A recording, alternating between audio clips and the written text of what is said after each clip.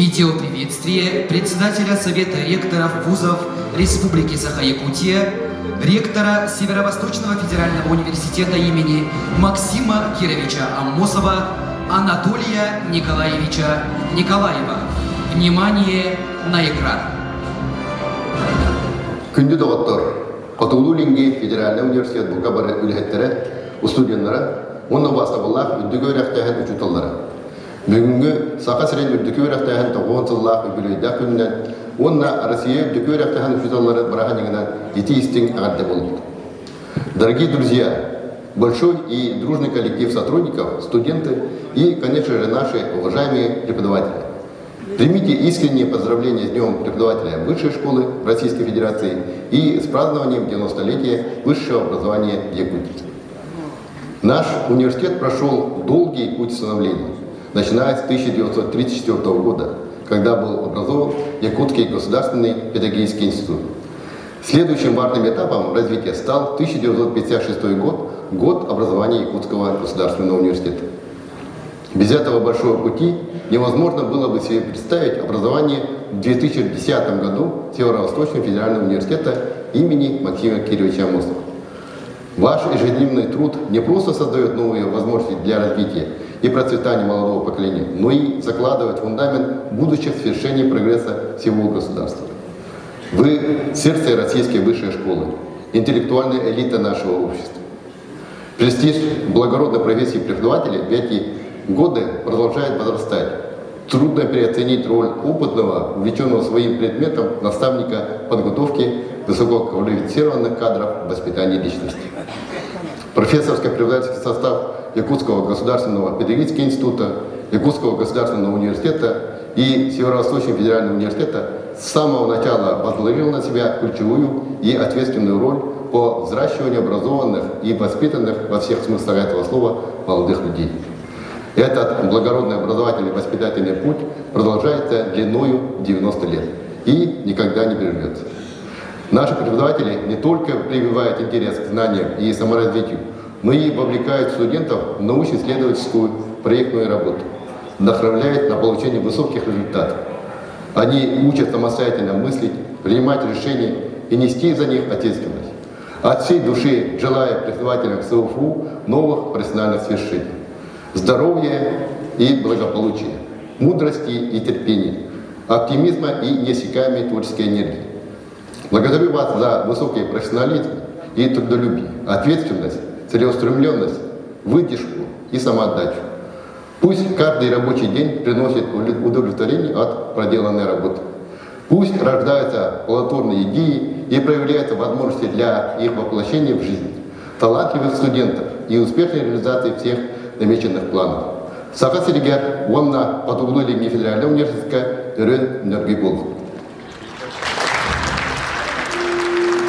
Северо-Восточный федеральный университет имени Аммосова – это главный вуз Якутии и флагман ее развития.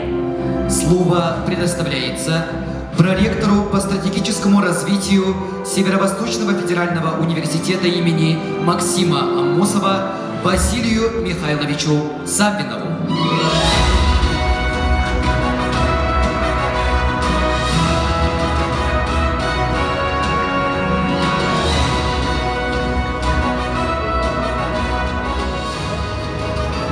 Добрый день, уважаемые коллеги.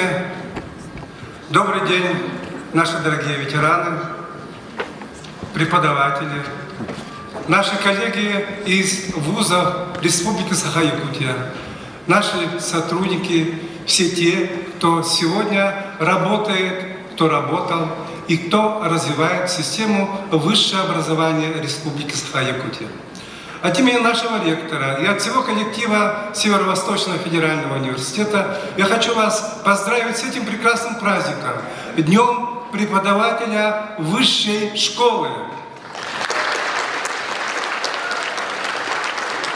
И именно в этот день, 19 ноября, мы отмечаем 90-летие создания Якутского государственного педагогического института, основу высшего образования в нашей республике. С праздником, дорогие друзья!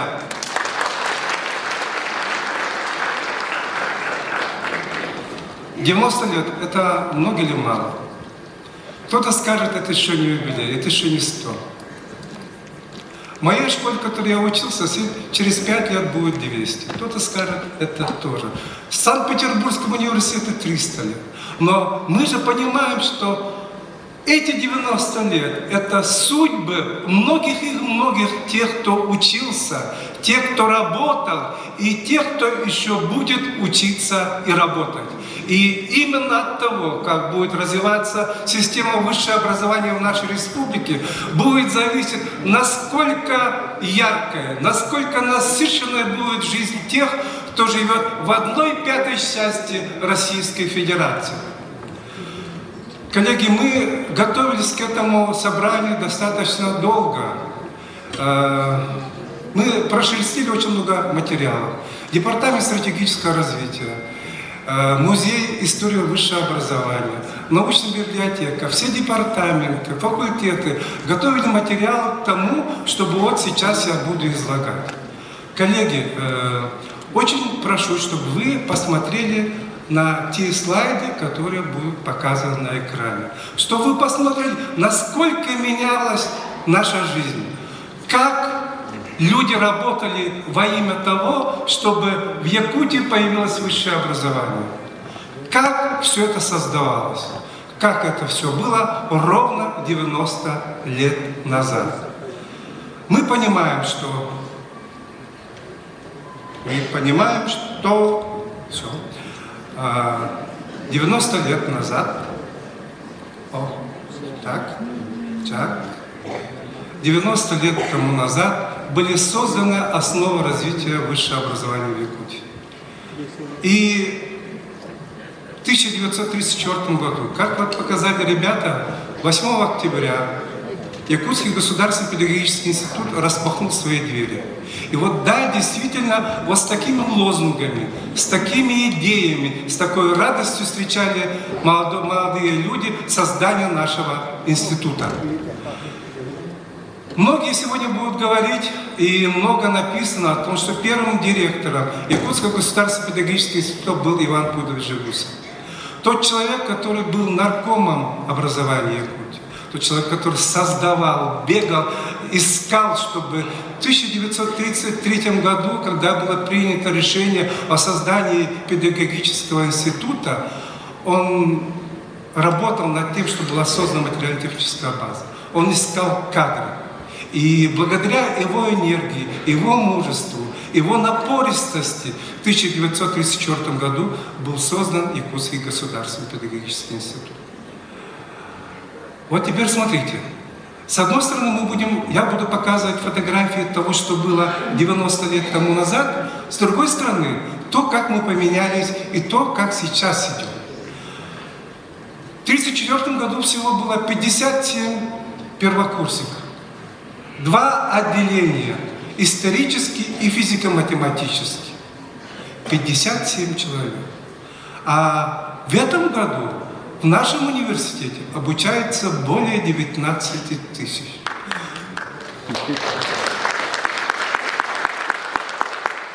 Но мы же понимаем, что эти 57, как были первыми студентами нашего университета и института, так они всегда будут. И именно вот эти люди, они будут создавать, эти 19 ребят будут создавать новое, продолжая идеи тех 57 ребят, которые в 1934 году вступили в Якутский государственный педагогический институт. Первый выпуск состоялся в 1938 году. Их было 53. Первые якутяне, которые получили высшее образование у себя в Якутии. 53 человека. В 2024 году 3395 человек – это только выпускники нашего университета.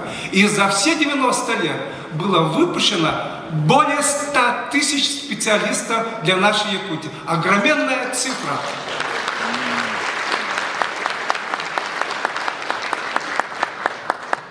В 1934 год. Всего 12 преподавателей. И, к сожалению, ни один не имел ученой степени. 1934 год. И в 1935 году появился первый преподаватель с ученой степенью. Степан Федотович Попов. Тот человек, который стал потом директором нашего института. Он стал первым преподавателем системы высшего образования Якутии, который имел ученую степень. 2004 год, 24 год. 1248 научно-педагогических работников нашего университета. 305 из них молодых. И 76% остепененности научно-педагогических кадров. Чувствуете, какая динамика за эти 90 лет?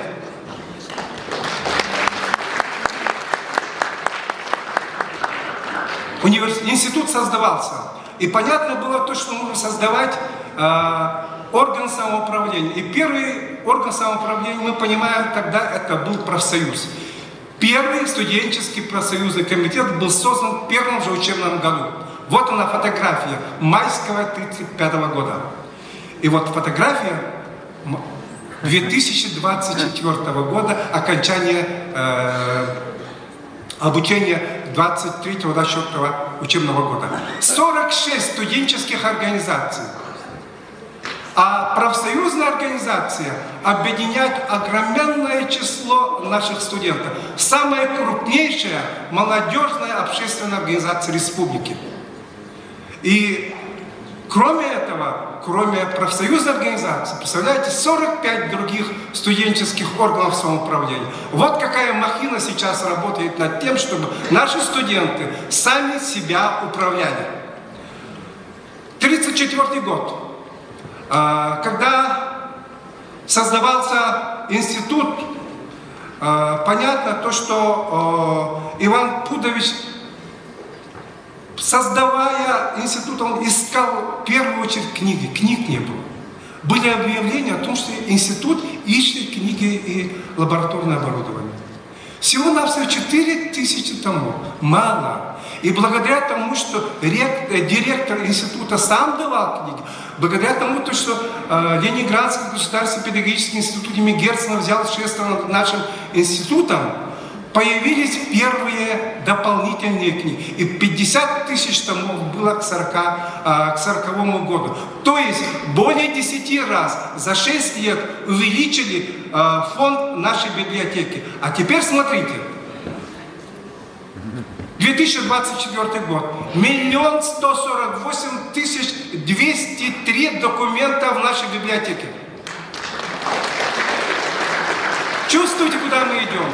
Какая махина, какой огроменный потенциал в нашей научной библиотеке. Но это создавалось тогда благодаря тому, что сами преподаватели, благодаря тому, что сам директор приносил собственные же книги. Это было в самом начале. Иван Пудович Жигусов. Далее мы видим два директора. Иннокентий Константинович Федоров и Афанасий Иннокентьевич Новгородов. Те люди, которые продолжили дело Ивана Пудовича и развивали наш институт. И в это время, смотрите, было построено общежитие, 2 деревянных корпуса. И вот мы видим, в каких условиях жили тогда студенты. Вот я тех студентов, которые здесь в этом зале, прошу посмотреть, какие же условия были тогда. И вот какие условия сейчас. 12 общежитий, 2051 774 квадратных метров, огроменная площадь. И мы знаем, что наше общежитие является одним из лучших в Российской Федерации.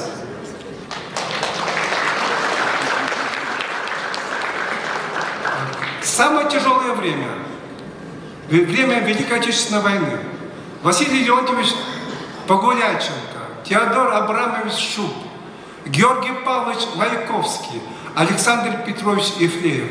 Вот 4 молодых человека, которые развивали наш институт и сохранили этот институт во время войны, увеличили число обучающихся в институте, увеличили число защищенных в институте. Вот смотрите. Была война, и буквально в первый же учебный год, в начале войны, весь учебный был перестроен. Учебный процесс перешел на 3-годичный цикл обучения. И студенты, вы представляете себе, учились в 8 часов в день. В 8 часов в день это были пары. После пар шла военная подготовка. И так каждый божий день. И вы чувствуете, какая работа была проведена. Но мы понимаем, что такие ситуации бывают в разное время. Тут моментально институт отреагировал. А мы помним в своей жизни, что был 20-й год. Была пандемия ковида. И наш университет буквально за день 100% всех программ мы перевели на дистанционное обучение. Буквально за день мы все общежития закрыли, и мы обеспечили то, что наши студенты были здоровы. А 26 марта, это, думаю, исторический день 2020 года, мы провели первое заседание ученого совета в дистанционной форме. Это было тогда. И ясно то, что была война. И нужно было готовить кадры. Нужно было, чтобы и население, и студенты были готовы к защите и обороне своей отчизны. И в конце 1942 года была создана военно-физкультурная кафедра. Чувствуете, в 1942 году была создана военная кафедра. И мы в 1922 году воссоздали кафедру, не забыли и сделали его военным учебным центром. И в этом году 85 студентов уже являются первыми выпускниками военного учебного центра. Мы продолжили то, что было заложено во время Великой Отечественной войны.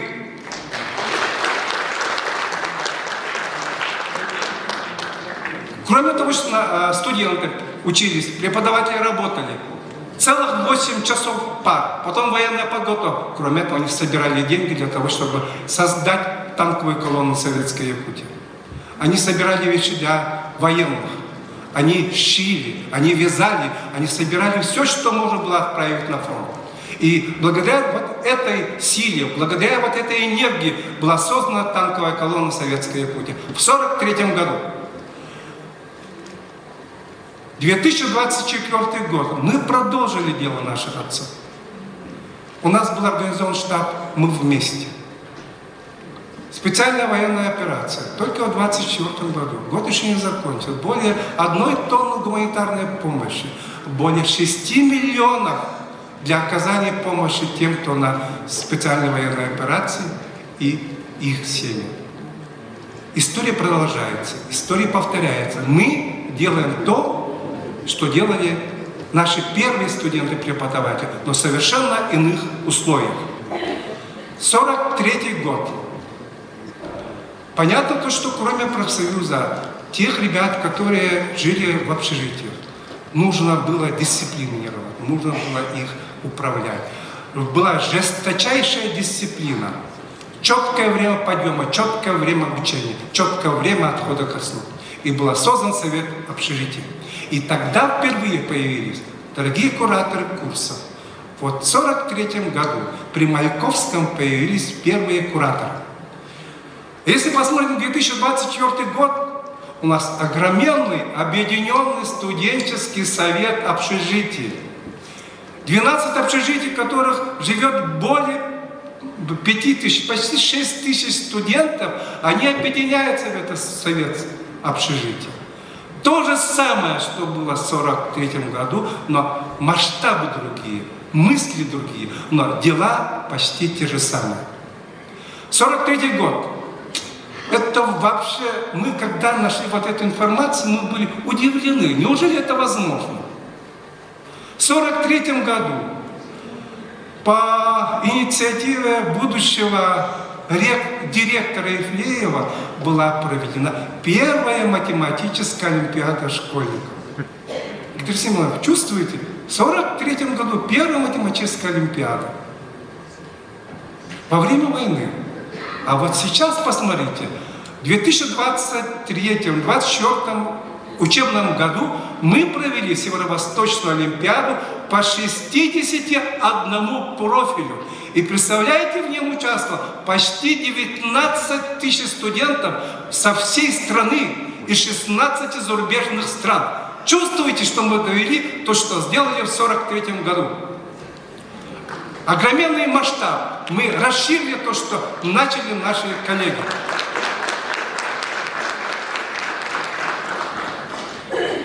Война закончилась, нужно было идти на мирные рельсы. И вот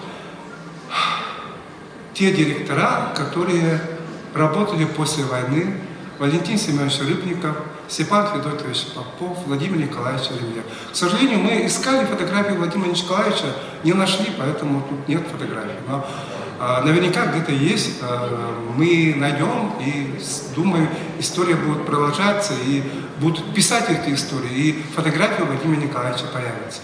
И в это время, помните, я вам говорил о том, что Степан Федотович Попов это был первый преподаватель с ученой степенью. И он же, будучи директором ЕГПИ, в 1948 году создал научное общество студентов. В 1948 году.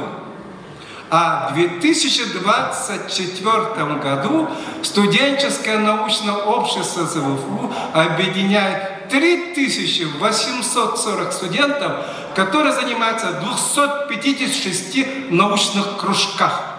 А было заложено в 1948 году. Вот, коллеги, посмотрите, перед вами ровно 10 директоров Якутского государственного педагогического института. Те люди, которые закладывали основу. Многим нам кажется, что история, она идет вот так, линейно, друг за другом, просто так, без проблем. Вот был один, был другой и так далее. Но если посмотреть на биографию директоров Якутского государственного педагогического института, то мы увидим, какие трагедии, какие драмы были в их судьбах. Иван Пудович Жегусов, тот, который создавал институт, в 1937 году был репрессирован. В 1938 году он попал в тюрьму. И только в декабре 1940 года был выпущен из тюрьмы. Но он болел, тяжело болел. Он там заработал туберкулез. И буквально через 3 месяца, в феврале 1941 года, до начала Великой Отечественной войны, он скончался. А реабилитирован был только в 2000 году. Чувствуете, что? Иннокентий Константинович Федоров, он в 1941 году призвался на Великую Отечественную войну и погиб в октябре 1941 года под Москвой, защищая нашу столицу. Так можно говорить про каждого. Очень многое было в их судьбах. Вот внизу посмотрите, например, Георгий Павлович Мальковский. Нам кажется, что вот действительно судьба университета, вот, институт развивается, потом появляется университет, потом появляется другой университет, потом расширяется и так далее. А в 1943 году была реальная возможность закрытия нашего института. И тогда бы не было высшего образования. Непонятно, когда бы появилось. А причина была в том, что в 1943 год кадров не хватало, остепененных мало было. Он добился того, чтобы сохранить этот институт в 1943 году, а еще добился большего. В 1944 году институт был награжден почетной грамотой Президиума Верховного Совета Якутской ССР. И это была огромная охранная грамота. Благодаря этой силе Георгия Павловича Мальковского, его отваги, его мудрости, его, может быть, где-то лукавство, где он искал разные ходы и выходы, он добился того, чтобы наш институт сохранился и продолжил свою историю. Вот такие люди, они были тогда, когда был создан Якутский государственный педагогический институт, и они довели до 1956 года систему высшего образования Якутии. Как я вам сказал, они создали основу высшего образования. 1934 год по 1956 год. 1956 год мы знаем то, что был создан Якутский государственный педагогический университет, Якутский государственный университет на базе ЕГПИ. Вот посмотрите этап развития нашего университета. 1934 год ЕГПИ, 1956 год ЕГУ. 58 год. Вот главный корпус, которым мы гордимся, который является визитной карточкой нашего университета, он был построен в 58 году. 84 год наш университет получил орден Дружбы народа. 90-й год мы стали носить имя Максима Кировича Амосова. И далее потом, 90-е годы, стали создаваться наши филиалы Негры, Мирный, потом 10-й год Анады, и в 10-м году был создан Северо-Восточный федеральный университет. Сейчас 2024 год. Но мы понимаем то, что создавалось, те основы, которые были созданы в 1934 году, сейчас получают новое направление, новое дыхание.